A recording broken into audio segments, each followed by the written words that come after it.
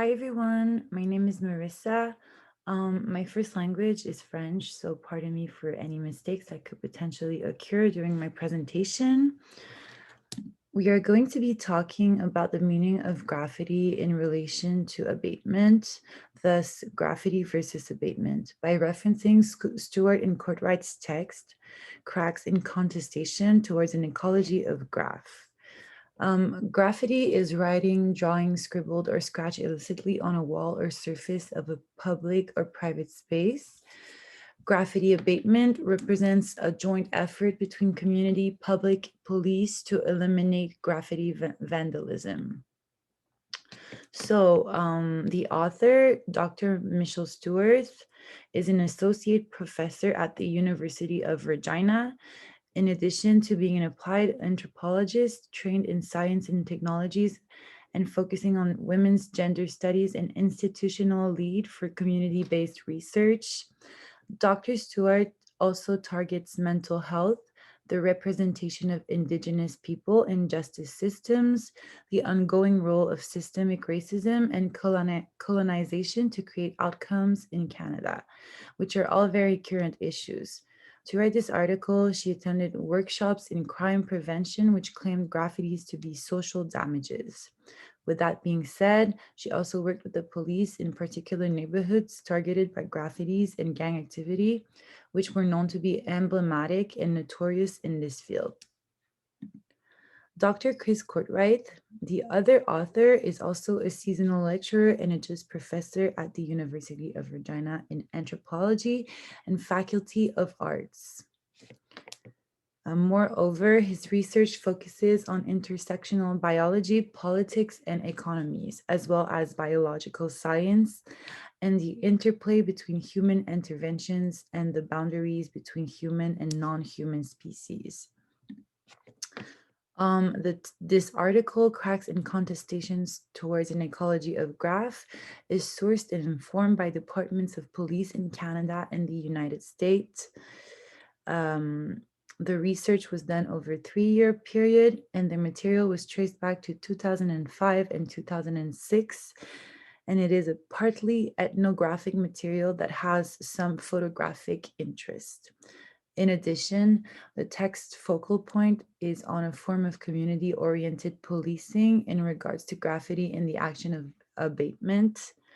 The authors also argue that graffitis are vivid artistic pieces that illustrate a battle between urban enclosures and valorized private property. So the meaning of graffiti, while referencing the authors Antonia Negri and Harry Cleaver, to them, graffiti symbolizes self-valorization and the defiance to certain assertions of private property. The author Jane Bennett also suggests that graffitis as human or non-human things can enroll and develop into actions by using the term of a think power to define this thought process. In opposition, the think power itself could also compel an individual into the action of abating, which then symbolizes contestation. With that being said, there is a certain form of intolerance that surrounds graffitis. Additionally, referring to the authors, there is a certain social science literature that claims that graffitis are a transgressive spatial practice. Although graffitis are known to be part of a site of academic and aesthetic intervention and can also be viewed as a type of placemaking activities for the marginalized, or could be perceived as a form of everyday resistance, they add an exploration into art, such as the writing of political articulations, confrontations, and struggles during conflicts, insurrections, or uprisings. Graffitis in their form represent many things that could be illustrated by a form of self-valorization, thereby contradicting valorization of capital. They also may or may not be considered political art. The fact that it is seen as a spatial transgression by opposing forces signifies that there are actions that go beyond limit, rules, presumptions, and expectations. That is because it can be repressive and empowering to go beyond the law. However, street art in all its form is known to be sometimes ephemeral. More precisely, abatement is a term that refers to the act of removing graffitis. It is considered as a form of spatial antagonism that comes with the ideology of private property and social classes. It also illustrates the relationship between space and private property, in addition to both graffiti and abatement being considered as a form of defacement. Um, So, abatement is also a form of everyday resistance and an exploration into art writing as political articulations, confrontations, struggles, and uprisings.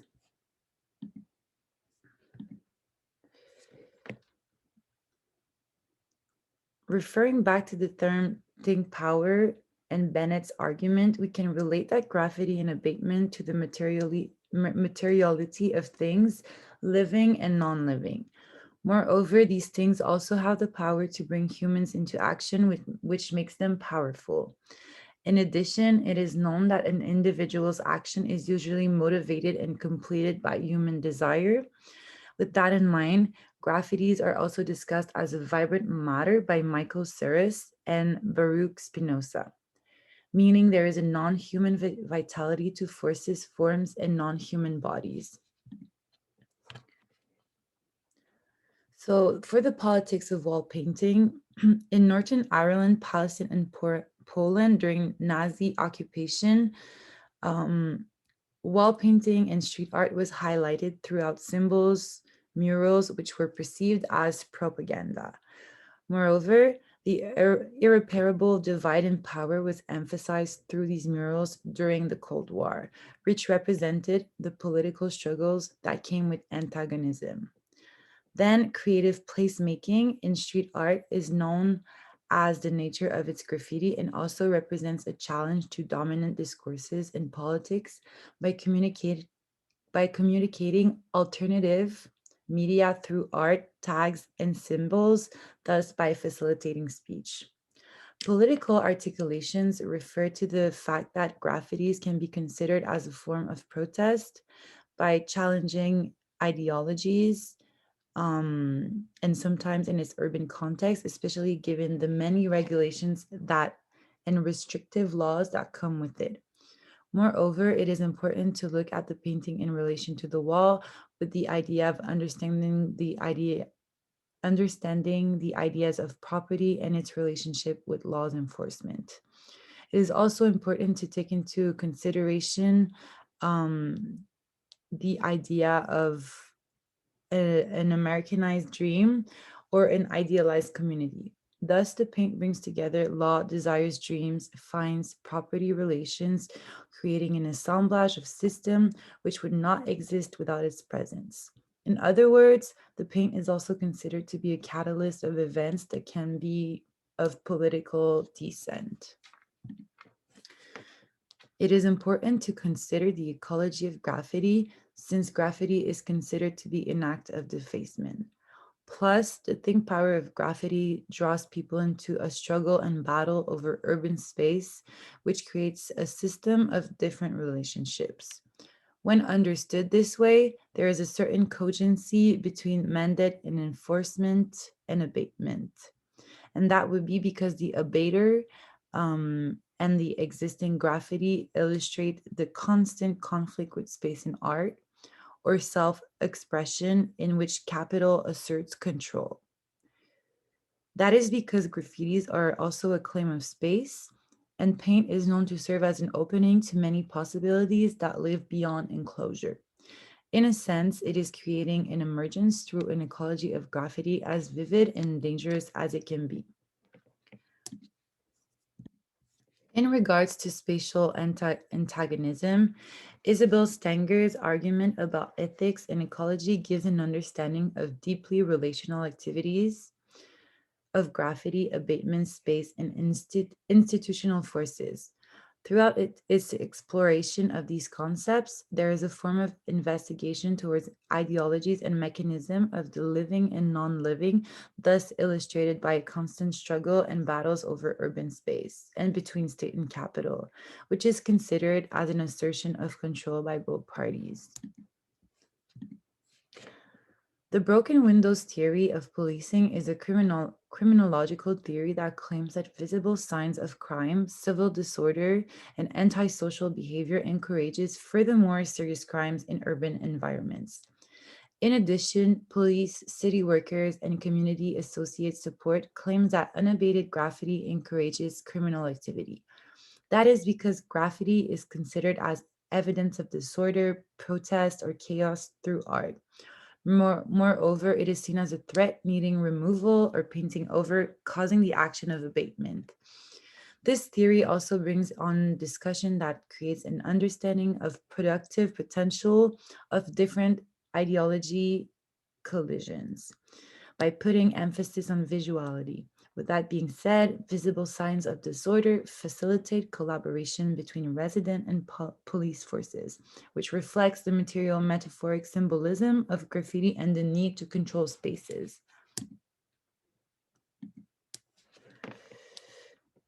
Here, the author is using the example of the city of Sacramento in California to illustrate the concept of neoliberal gentrification.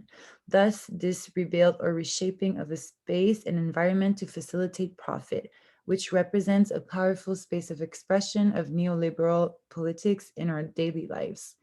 This concept is illustrated through the many warehouses in Sacramento that previously used to be known as vibrant, productive spaces, but have lost their capital by becoming abandoned over the years.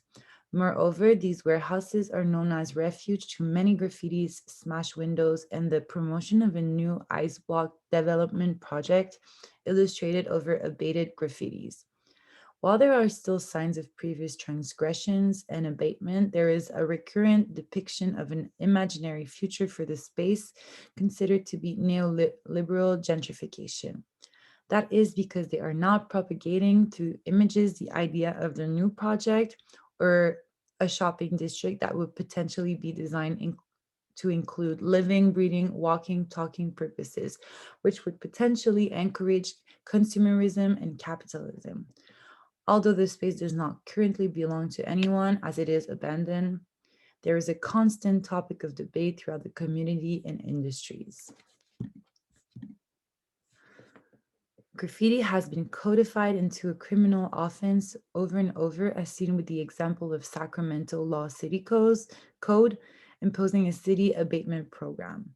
This program refers to as being a public nuisance and deterioration of property value throughout its neighborhood, which holds a threshold of responsibility for the city. It is seen towards its citizen and graffiti artists. Therefore, these codified laws claim that property owners must remove signs of any graffiti within 10 business days, or they will be charged a removal fee by the city. Moreover, this program also emphasizes a certain scrutiny towards private owners by other neighbors if graffitis are not removed. Thus, this produces an exaggerated response. Maya Gonzalez, a Marxist theorist, suggests that it becomes crucial to those with homes to protect their property and preserve or increase its value by any means, which thereby comes with the image of the beautiful American ideal neighborhood. In addition, spaces face defacement through co-constitutional, ideological, and dialogical practices. This program also forces and states that paint stores should lock away graffiti tools such as spray paint and demand identification for their purchases.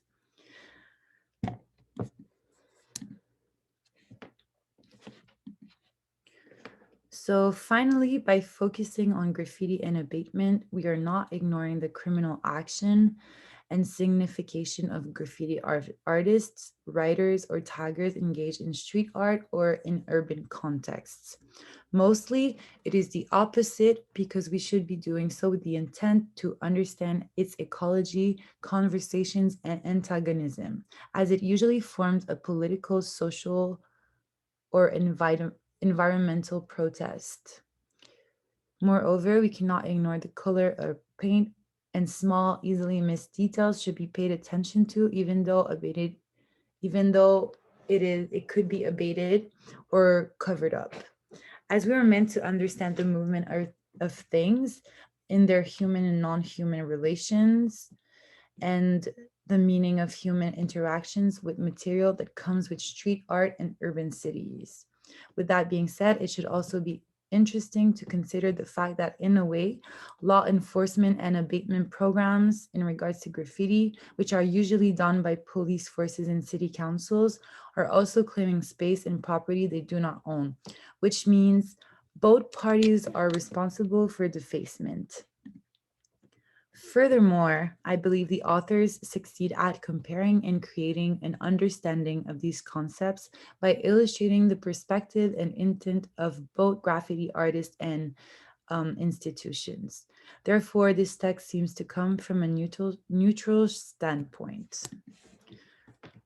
My discussion questions consist of: what are your views on the relationship between graffiti and abatement as a common form of defacement? My view on this is that the relationship between graffiti and abatement, being both an act of defacement because they are each a process of creating and removing something, and are both appearing as appropriating spaces, which is characterized by division and resistance or application of force. These concepts can be seen differently depending on our own perspective of it. I believe that even though they are criminalized and considered as vandalism, they could potentially be seen as a beautiful artistic media communication form in their disorder and chaos, because they are not necessarily following specific guidelines. This depends on value judgments and context in perceiving disorder. I also believe that graffiti and abatement are both a claim of space. Therefore, their relationship can be seen in an ecology of defacement and antagonism that symbolizes a need for power and control. My second question is: would you consider graffiti to be a form of art, self-valorization, and self-expression? Can you give example to support your opinion? That being said, I would in fact consider graffiti as a form of street or urban art, self-expression, and self-valorization in their own form of resistance to law enforcement and urban homogeneity. In addition, I believe they characterize a movement of activism, protest, freedom of speech, as seen with Princess Hijab, which illustrates self-valorization and self-expression. Artists have the freedom with street art and graffiti to do whatever they want and express their ideologies, communicate important statements in their art form. Moreover, I believe the criminal offenses in regards to graffiti should be reduced or even abolished because it is not harming anyone, even when considered from a point of view of it increasing gang violence in certain neighborhoods, but just adding character to plain wall, giving the artists a platform. I also believe graffitis are needed and sometimes can even incite or contribute to activism movements and revolts, such as seen with the Berlin Wall. Then, regarding the ecology of graffiti and abatement, what are important factors that characterize it and other parties in urban spaces? Um, I also believe it is important to pay attention to every detail of graffiti in street art as well as abatement, as it contextualizes a form of communication of social injustice, political statements, or self-expression through alternative media of graphic depiction in urban spaces. As previously mentioned, the author suggests that graffiti artists who are considered vandals and criminals, as well as police forces and institutions, should be seen as equal in the way that both parties are practicing defacement and a claim to space to assert their own power. These are important factors to consider when looking at the ecology of graffiti, because it is important to also consider that vandalized walls from a perspective of materialistic, non-living items that have a relationship with living beings that are brought into action by desire to contest an unjust system. And that is done when criminalizing graffiti. With that being said, what are your views on graffiti as a form of social and political protest? Thank you very much and have a wonderful